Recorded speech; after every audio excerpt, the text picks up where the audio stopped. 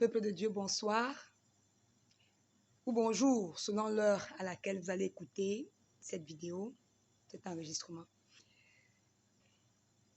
Moi, c'est le pasteur Giovanni Christelle Kouam et je viens enfin partager avec l'ensemble de mes frères et sœurs ce que le Seigneur a mis sur mon cœur. C'est peut-être ma première vidéo, oui, parce qu'en réalité, je n'avais pas vraiment pensé à faire des vidéos. Ou alors j'y ai pensé, mais je n'avais pas encore la certitude que c'était la volonté de Dieu. Mais je crois que je l'ai finalement eu. Et donc, du mieux que je pourrais, je vais partager de temps en temps un certain nombre de choses. Et le but étant de rendre la vie chrétienne, ou alors la parole, la Bible, ce qui y est écrit, pratique. Plusieurs fois, nous lisons la Bible, mais nous récitons juste les versets. Et quand il faut mettre en pratique dans les situations dans lesquelles nous vivons, on est coincé. On prie, on jeûne, mais pourtant la parole de Dieu nous a déjà donné la solution, je veux dire. Et donc, je voudrais simplement encourager quelqu'un, pendant que tu écoutes cette vidéo ou alors ce message, cette exhortation, je prie que le Seigneur t'inspire, que le Seigneur te montre une voie de sortie, qui lui donne gloire à la situation dans laquelle tu passes. Alors le thème que je voudrais développer aujourd'hui, c'est notre seule force. Notre seule force. En tant qu'enfant de Dieu bien-aimé, notre seule force. Et le texte de base, c'est Ésaïe 30, 15, dans la version Parole de vie.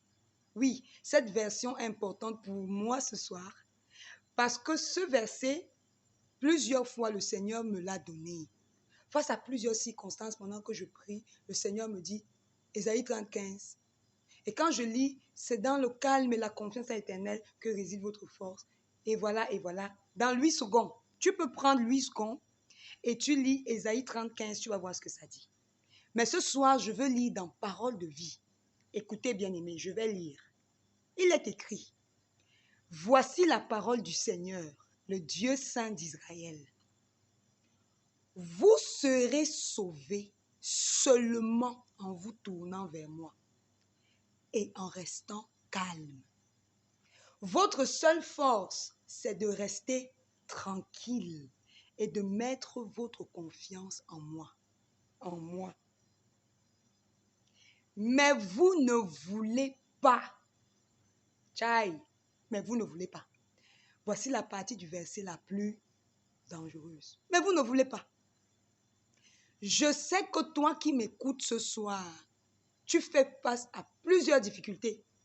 Et il y a même un sujet qui te tient tellement à cœur. Tu veux voir Dieu agir le plus rapidement possible.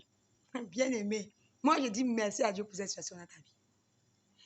Parce que c'est dans cette situation, Dieu dit que ton salut, c'est quand tu vas tourner vers lui. C'est seulement en nous tournant au Seigneur que nous serons sauvés. Et en restant calmes. Plusieurs personnes prient face aux situations. Ils sont alors calmes. Non. Le calme ici, ce n'est pas de fermer la bouche. Ce n'est pas de rester tranquille, tu dis que tu ne parles pas. Cependant, ton esprit est agité. Même ta façon de prier là, soit c'est par la peur, soit c'est par l'amertume. Tu n'es pas calme dans ton âme. Le calme, c'est une manifestation de la paix. La situation est-elle difficile? Oui, elle est très difficile. Mais tu es calme dans ton esprit parce que tu sais que tu as un Père. Tu sais que tu as un Dieu. Il gère. Bien-aimé. Vous voyez, écoutez la suite. Votre seule force, c'est la suite du verset, hein? Votre seule force, c'est de rester tranquille et de mettre votre confiance en moi. votre seule force. Ça veut dire que tu n'as pas une autre force que de rester tranquille et de faire confiance en Dieu. Dis-moi, dans cette situation-là, qu'est-ce que tu penses pouvoir faire? Ok. Plusieurs fois, puisque Dieu t'aide à réagir, à répondre, on multiplie les conseillers. Suis-je en train de dire que les conseillers sont mauvais? Ils sont bons. Mais le Seigneur veut d'abord que nous nous tournions vers lui. Et même s'il faut qu'il y ait des conseillers, il est capable de nous orienter vers les bons conseillers. Mais nous voulons parfois le conseil des hommes plus que le conseil de Dieu. Parce que le conseil des hommes est rempli d'émotions. Ils nous comprennent. Ils ont même parfois vécu cette situation avant nous. Ils vont partager avec nous leurs expériences que nous pourrons déjà directement essayer de mettre en pratique. Mais ça ne va pas forcément marcher. Parce que cette situation par laquelle tu parles, Dieu veut bâtir quelque chose en toi selon sa relation avec toi. Il veut t'amener dans plus de profondeur, dans l'intimité avec lui. Il veut en pleurant devant le Seigneur seul. Le Seigneur va te donner quelque chose, il va déposer quelque chose en toi qui sera propre à toi et à lui. Et ça va te fortifier. De telle sorte que malgré la situation, la solution ne sera plus que tu sortes de la situation dans laquelle tu es. Mais ça sera Christ. Bien-aimé, je voudrais t'encourager ce soir. Arrête de promener les regards inquiets. Tourne-toi vers le Seigneur. Tourne-toi vers le Seigneur. Arrête de chercher dans Google ce qui pourrait correspondre à une solution dans ta situation.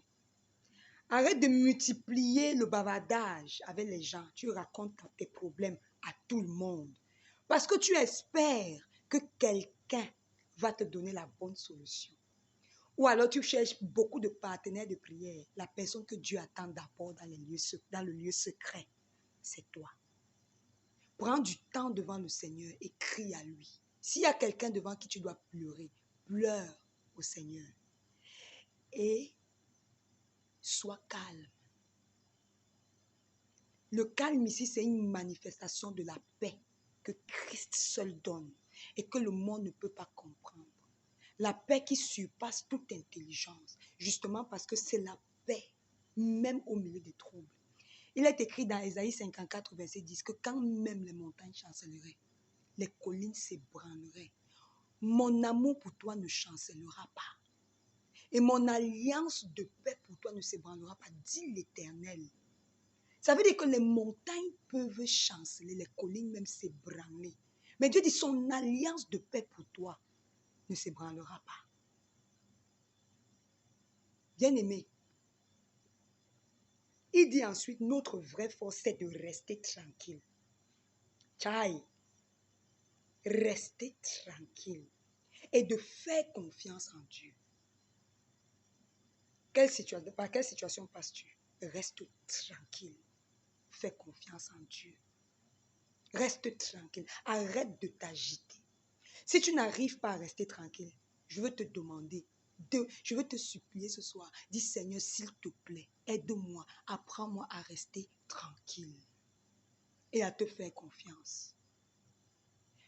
Regardez ce que Dieu fait souvent et moi, ça m'est arrivé plusieurs fois. Parfois, j'ai eu ce que moi j'appelais des difficultés sérieuses, des situations graves. J'ai commencé à chercher où je pouvais trouver une solution, jusqu'à ce que je me tourne vers le Seigneur. Juste pour me rendre compte après que la solution que Dieu m'a donnée n'avait rien à voir avec mon problème. Le problème est même resté, mais il n'était plus problème pour moi. Mais ce avec quoi je suis sortie de la présence de Dieu était un joyau. Le Seigneur m'a amené à une profondeur, à une intensité, à une intimité avec lui.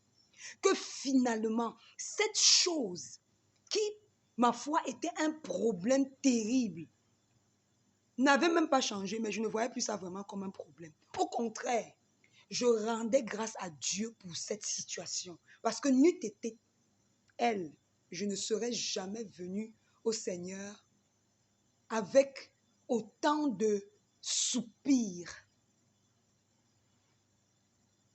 Et fin des fins, quand je m'en sors avec une perle, avec un trésor éternel. Plusieurs d'entre vous peuvent témoigner que c'est ce que le Seigneur sait faire. Prends ton épreuve, prends la situation par laquelle tu passes, comme un moyen par lequel le Seigneur veut te bâtir. Et commence à prier. Cherche la face de Dieu. Je vais te dire une chose. Bien-aimé, le Seigneur a un plan pour toi. Il a un plan. Il dit dans Jérémie 29 au verset 11.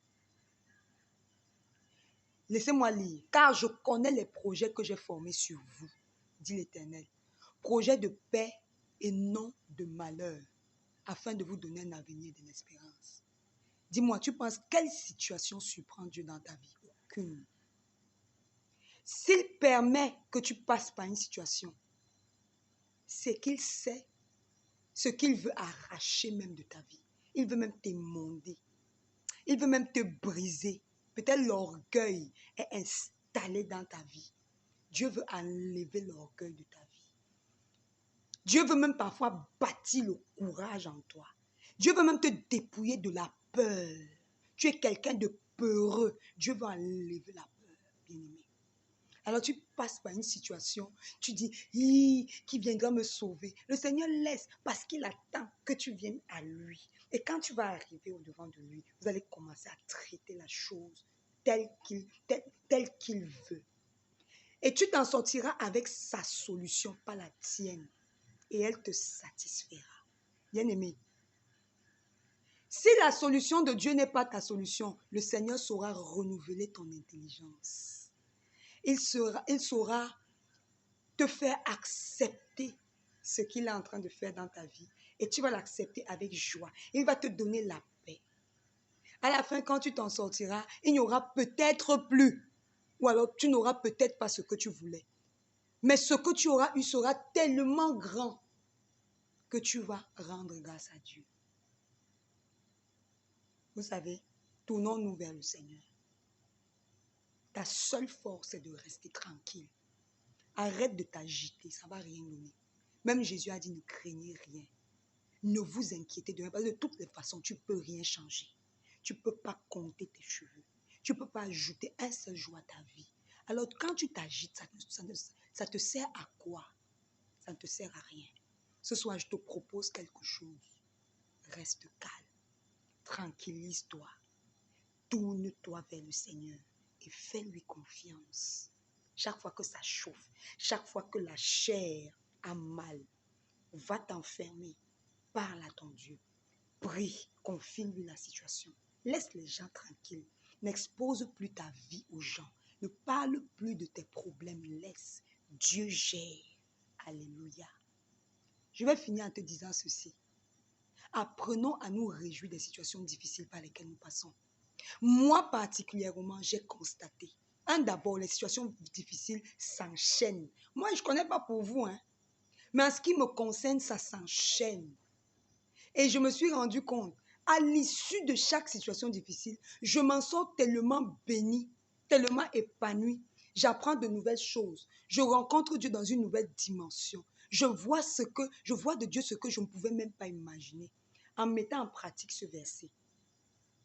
Et désormais, quand je vois que je suis déjà dans une nouvelle situation difficile, ça fait mal à la chair. Parfois, avec les larmes aux yeux, je dis, Seigneur, merci pour cette situation. Parce que je ne vois plus seulement la situation, je vois la fin. Et je sais qu'en m'accrochant au Seigneur, bien-aimé, la fin sera glorieuse. La Giovanni que vous voyez là, à la fin là, ça sera quelqu'un d'autre que vous allez voir. Vous allez voir une femme épanouie, une femme enrichie, d'une intelligence renouvelée par le Saint-Esprit, ayant quelque chose de nouveau. Je vois Dieu faire de moi une outre neuve afin de déverser du vin nouveau. Je prie qu'il en soit de même pour toi. Mais ce n'est possible que si nous combattons avec les armes de Dieu. Ne combattons plus par la chair. Bien-aimé, ça ne paye pas. Combattons avec les armes de Dieu. Ce soir, je viens te dire ta seule force, c'est de rester tranquille. C'est d'être en paix, d'être en joie, dans la difficulté. Ah, même le diable, là, il sera confus. Le plan du diable, c'est que tu te troubles, tu sois angoissé, tu sois amer, rancunier, que tu sois rempli de ressentiment. La rancune, là, c'est pour toi. Mais quand la situation n'a pas changé et que tu as retrouvé la paix, et que tu as la joie, et que tu réussis même à aimer ceux qui te font mal, tu as renvoyé la confusion dans le camp de l'ennemi. Il ne saura plus comment t'atteindre. Dieu pourra même t'utiliser pour se vanter. Et ça ne sera plus qu'une question de temps. La gloire là, que tu as acquise dans le règne de l'esprit, va se manifester physiquement. Et parce que tu auras honoré le Seigneur, il va t'honorer. Que Dieu te bénisse. Que Dieu vous bénisse, peuple de Dieu. J'espère que ce message a béni au moins une personne, sinon vous tous. Et je prie que vous me donniez aussi vos expériences ou votre feedback. Et que le nom du Seigneur soit glorifié. Pour toi qui passes par une situation difficile, je prie que le Seigneur te fortifie. Que le Seigneur te soutienne. Et surtout, accroche-toi au Seigneur. Fais-lui confiance. Sois calme. Sois en paix. Quel que soit ce qu'on t'a fait, pardonne. Si c'est toi qui as fait quelque chose, répands-toi. Relève-toi. Sois tranquille et fais confiance au Seigneur. Que Dieu te bénisse au nom puissant de Jésus-Christ. Amen.